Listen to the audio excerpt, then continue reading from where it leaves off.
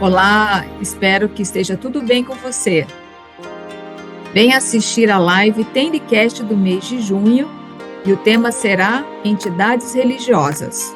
No Momento Doutrina, teremos o condutor Roberto Watanabe. Em Grupos e Entidades, vamos conhecer um pouco da história da Igreja Tenrikyo Bauru com o reverendo Eduardo Yoshinobu Otake. Em Feedback de Eventos, veremos como foi a Assembleia Geral da Associação Feminina da Tenrikyo do Brasil. Em próximos eventos, vamos saber como serão 2 eventos que serão realizados no mês de julho. Teremos a Assembleia Geral da Associação dos Moços do Brasil e também o encontro promovido pelo Departamento das Moças. No momento reflexão, vamos debater sobre o tema Entidades Religiosas. E não deixe de enviar as suas dúvidas, comentários e sugestões no chat. Tendcast de junho é daqui a pouco. Até já já!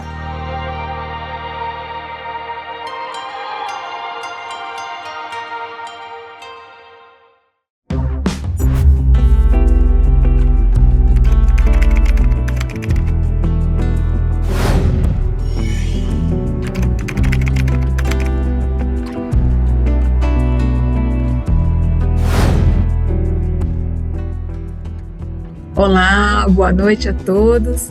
Sejam muito bem-vindos a mais uma live Tendcast do mês de junho, excepcionalmente numa noite de segunda-feira. Espero que você que está aí ao vivo acompanhando a gente, também para quem vai assistir a gravação depois, aproveitem ao máximo. Eu sou Júlia Shiroiwa, fiel da Igreja Tenrikyo de Londrina. Boa noite. Boa noite a todos. Obrigado por acompanhar a gente aqui no Tendcast de junho. Eu sou Paulo Haru Kondo, condutor da Igreja Tenrikyo Seiki Brasil. Olá pessoal, boa noite. Saudade de vocês. Não estive presente há alguns meses, mas estou por aqui hoje contando com a participação de vocês no chat. Eu sou Regina Kikotake, condutora da Casa de Divulgação Tane, filiada à Igreja Piratininga. Boa noite, pessoal. Boa noite, Regina. Muito bom revê-la aqui no Tendcast com a gente. Boa noite, Paulo. Vamos então começar a live, primeiro pedindo autorização a todos os nossos convidados, se autorizam a veiculação das imagens nas redes sociais. Todos de acordo? Então, vamos começar. Por favor, diretor, solta a vinheta.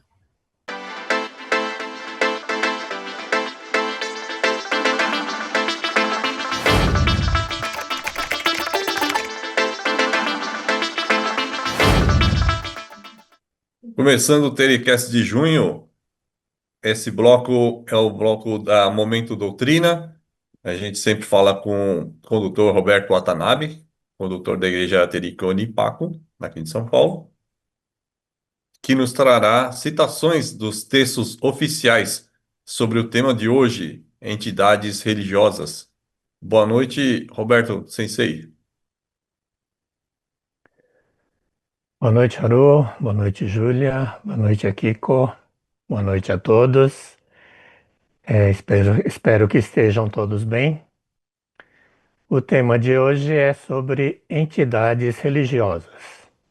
Acredito que pode abordar os diversos aspectos, né, da organização religiosa, mas dentro desse nosso caminho, creio que se trata da sede da igreja, Tenrikyo Kyokai Honbu, né? Assim, vou abordar algumas indicações divinas que falam sobre a fundação da sede da igreja Tenrikyo. Por se tratar de alguns fatos históricos, pode ser que fique um pouco extenso, mas gostaria de pedir a atenção de todos por alguns instantes. Temos a indicação divina de 9 de março, 27 de janeiro do calendário lunar, de 1888, que fala sobre a conduta espiritual para executar os trâmites da fundação da igreja. Ela diz assim: esta razão única, a razão de Jibá, está estabelecida por si só, mudando de lugar por um momento. Se houver um rio, farei atravessar. Conduzirei pelo caminho que tenham que passar. Não digo quem, que as pessoas reunidas procurem conduzir. Reflitam sobre a origem e compreendam bem sobre o caminho de Deus. Esta é uma indicação divina recebida no dia seguinte à celebração da cerimônia de 1 ano do ocultamento físico de Oyasama, que acabou sendo interrompida pelas autoridades policiais pelo fato de muitas pessoas terem vindo reverenciar essa importante cerimônia em respeito a Oyasama. Na oportunidade, o delegado do subdistrito policial chegou a dizer: não gostaríamos de estar agindo desta maneira. Porém, reunir o povo sem nenhuma razão, especialmente sem a autorização do governo, está proibido pela atual legislação. Pelo ocorrido hoje, caso lhe aplique a lei, o senhor seria punido por desacato ao regulamento policial. Não é necessário preocupar-se, pois não pretendo puni-lo. Porém, é inconveniente continuar dessa maneira. Obtenha sem falta a licença junto ao governo.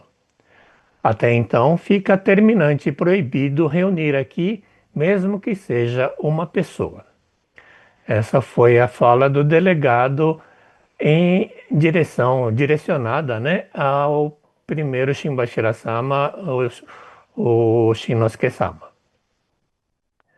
Mas mesmo antes dessa data, né, foram muitos os eventos de opressão das autoridades em relação a Tendikyo, que era uma religião não reconhecida oficialmente pelo governo japonês.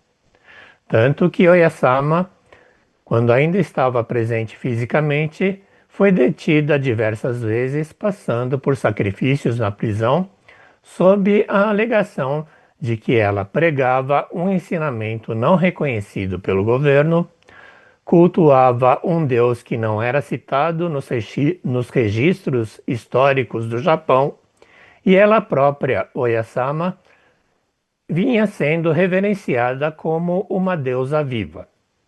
Isso não agradava nem um pouco ao governo da época.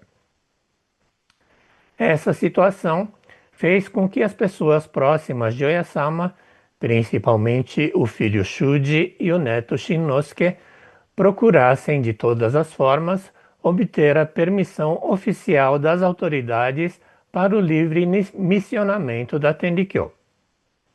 Sobre os movimentos para obter a autorização oficial da igreja, tendo Shuji como centro, foram tomados diversos expedientes, a começar no ano de 1867, com a permissão dada pela administração geral do Shinto Yoshida. Em 1876, com o movimento para requerer junto ao governo Meiji a licença de funcionamento como casa de banho e pensão, para que houvesse uma justificativa para as pessoas se reunirem na residência. Em 1880, com a formação da Irmandade Tendin-o, filiada ao templo budista de Fuku.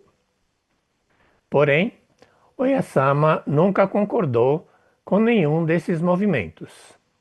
Por volta de 1884 e 1885, houve um movimento de fundação da igreja que chegou a obter a autorização de constituir uma igreja de 6º grau subordinada à sede central do Shinto, do shintoísmo, né?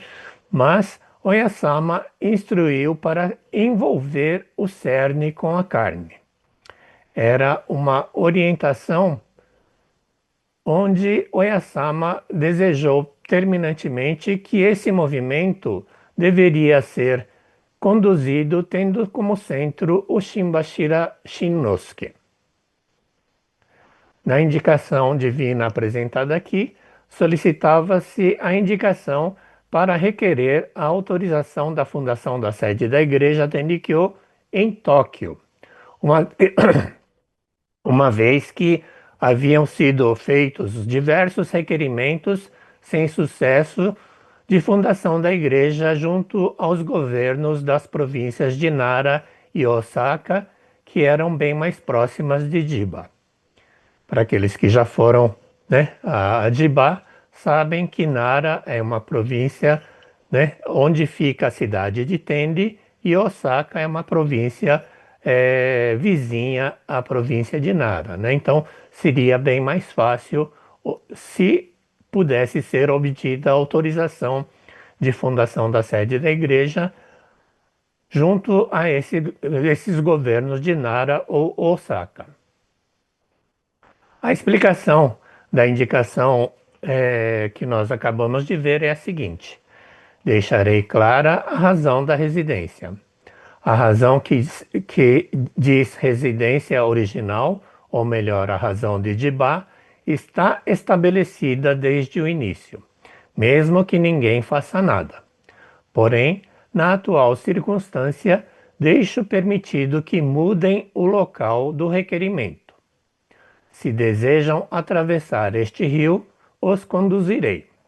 Por conduzi-los, poderão passar por quaisquer caminhos. Como não indico esta ou aquela pessoa, reunindo os entendidos, façam os trâmites da fundação. No entanto, devem começar refletindo bem sobre a razão original e devem continuar a ouvir e a compreender bem sobre o caminho da devoção única a Deus. Então, recebendo essa indicação, foram feitos os trâmites da fundação da sede da Igreja Tenrikyo em Tóquio e recebeu-se a permissão de fundação do governo de Tóquio no dia 10 de abril de 1888, o que foi motivo de grande alívio. No entanto, conforme as palavras contidas na indicação divina, era importante que as pessoas não se esquecessem da razão de Chiba da origem. Não era possível deixar que a sede da igreja ficasse em Tóquio, distante 400 quilômetros de Chiba. Diante das dificuldades enfrentadas até aquele momento, Deus Parens permitiu requerer a autorização em Tóquio, mas depois de autorizado, logo em seguida, foram tomadas as providências para que a transferência da sede da igreja fosse feita para Chiba, o que foi permitida pelo governo no dia 23 de julho de 1888. Pela política japonesa da época, né, as religiões autorizadas eram o budismo, o shintoísmo e o cristianismo. Dessa forma, era realmente difícil para Tenrikyo receber a autorização como uma religião independente. Então, por hora e pelas circunstâncias, a Tenrikyo ficou formalmente filiada ao shintoísmo, mas para os fiéis foi uma imensa alegria, pois passaram a realizar livremente o serviço sagrado sem a opressão das autoridades, bem como dedicar-se firmemente ao missionamento e à salvação das pessoas. Posteriormente, em 1891, a sede central do Shinto elevou a posição da sede da Igreja Tenrikyo ao primeiro grau. Lembram que anteriormente havia sido autorizado como uma igreja de sexto grau, né? Então a igreja foi subindo dentro da hierarquia do shintoísmo e atingiu o nível de primeiro grau. Foi então que o superintendente da sede central do Shinto aconselhou a Tenrikyo a formar uma religião independente com as seguintes palavras: a Tenrikyo prosperou gradualmente, tendo força suficiente como religião autônoma. E, originalmente, a sede central e a Tenrikyo têm diferenças de ensinamento. Por isso, que tal fazer a petição de autonomia? Recebendo essas palavras, o Shimbashira I solicitou uma indicação divina na manhã do dia 30 de maio de 1899 e houve as seguintes palavras: agora tem surgido a questão da petição da autonomia, mas para alcançar esse objetivo não é suficiente conduzir como mundano em geral. Originalmente, o caminho atual começou de onde não havia nenhum modelo formal. Estabeleça no espírito esta razão original. E até onde for, é importante avançar conduzindo em todas as coisas de acordo com o ensinamento de Deus. Assim, apesar de ter recebido a orientação formal do líder da sede central do Shinto, o movimento de autonomia não foi tão fácil assim. Foram feitas várias tentativas de requerimento de autonomia nos 10 anos que se seguiram, rejeitadas sob diversas justificativas. Somente após a quinta tentativa é que, em 27 de novembro de 1908, finalmente a Igreja Tendikyo tornou-se uma religião independente reconhecida formalmente pelo governo japonês. Conforme essa indicação de 20 de maio de 1899, até onde for, é importante avançar conduzindo em todas as coisas de acordo com o ensinamento de Deus. Ou seja, tudo que se relacionava aos destinos da Igreja Tendikyo era exaustivamente consultado a Deus Parens, através das indicações divinas. E tudo tinha que ser conduzido exatamente conforme a intenção de Deus Parens, por mais que isso acarretasse um atraso no reconhecimento oficial da Tendikyo como religião independente. Esse era o modo de condução do Shimbashira I, que dedicou praticamente toda a sua vida para obter esse reconhecimento de autonomia pelas autoridades governamentais. Ficou um pouco extenso, talvez um pouco difícil, né, de entender, mas por hoje é só. Tem diversos outros aspectos nessa autonomia da Tendikyo, mas se a gente ficar falando tudo aqui, né, vai ficar até meia-noite aqui, não vai acabar o assunto. Obrigado. Obrigado, professor, doutor Roberto, por essas indicações, né, divinas, essas citações dos textos oficiais, né? Muito obrigado. O, né, ficou longo, eu também não quero alongar muito, mas, né, essa transição aí do budismo para o shintoísmo também não foi uma transição suave, né, assim, socialmente falando.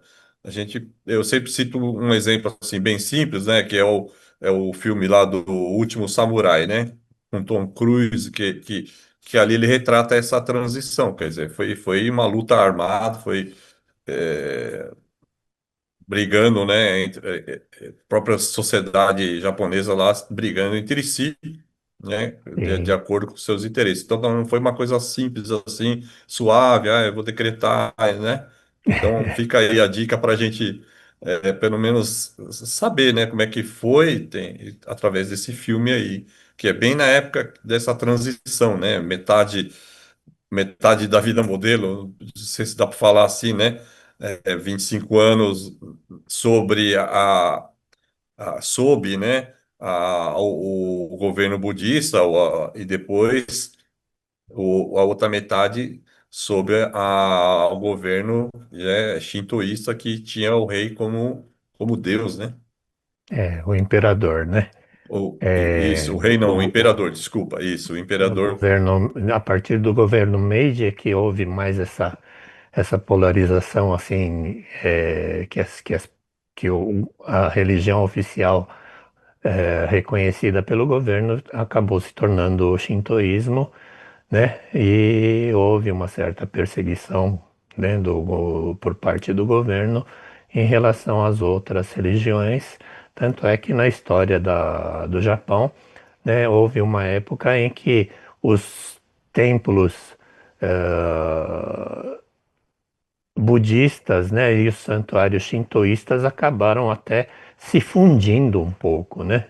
Existem alguns santuários que têm alguma coisa ligada ao budismo também, né? Então, nesse aspecto, né, o fato de a Tendikyo ter se filiado ao shintoísmo, né, não é alguma coisa tão fora de contexto, né?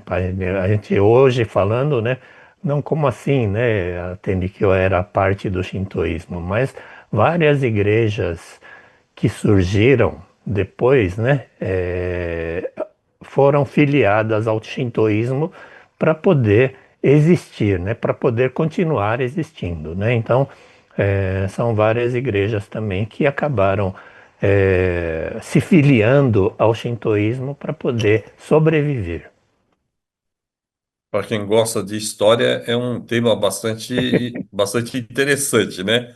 É Para verdade. saber sobre a história. Mas assim, sobre o prisma, sobre a visão de Oyasama, nada disso era necessário, né?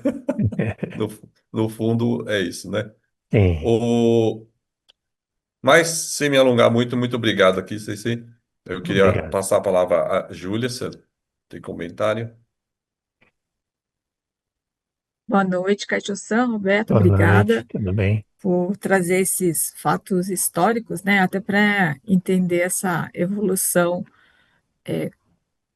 Primeiro, assim, o ensinamento, né, o que que Deus Parens esperava e que Oyasama sempre pediu, né, e indicou aí, né, para todos os seguidores.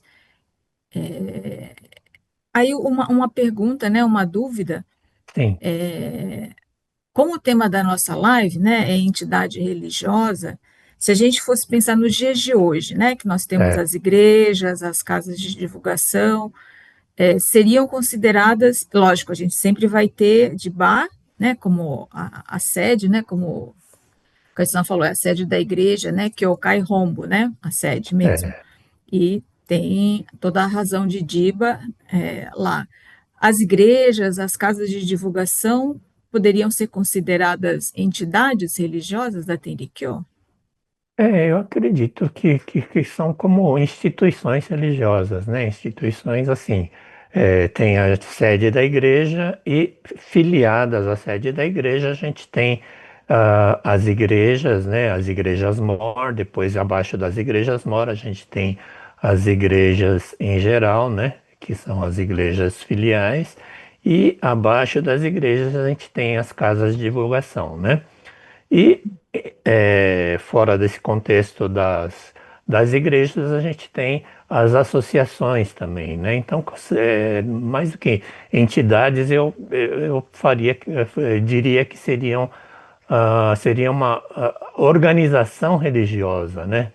Uhum. Como é a organização religiosa da Tendikyo. Sim, sim. Obrigada, então. Essas informações serão assim muito úteis aí para o nosso momento reflexão, né? Muito Ok, obrigada, então, Caixo-san. E agora eu passo para Regina, que está no chat obrigado. hoje. Olá, boa noite, Katsa, tudo bem? Boa noite, tudo bem? É um tema difícil, né? A gente vê que Sim, mesmo na época que surgiu o Tendikyo, né? é, não existia sem uma resistência, né? sim. Por uma nova religião, uma nova entidade, uma Principalmente nova. sendo pregada por uma mulher, né? Numa Exatamente, imagina. sociedade machista que era o Japão da época, né?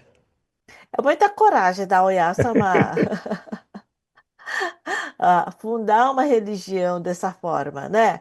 Sim, na De verdade foi sendo. Deus que fundou a religião através, né, da vida modelo de Oyasama, né? Mas eu acho que assim é muito interessante como formou, né? Por que uma deusa mulher? Porque se a gente pensa em termos mundiais, são pouquíssimas fundadoras mulheres, né? Sim, Então, ainda mais num país muito machista, é pioneiro, né? A gente vê que sim, veio para quebrar regras, veio para fazer as pessoas pensarem, né? Mesmo se tá, talvez para repensar nos valores da época e sim, mesmo de sim, agora, né? Eu penso que é mais ou menos por aí, né?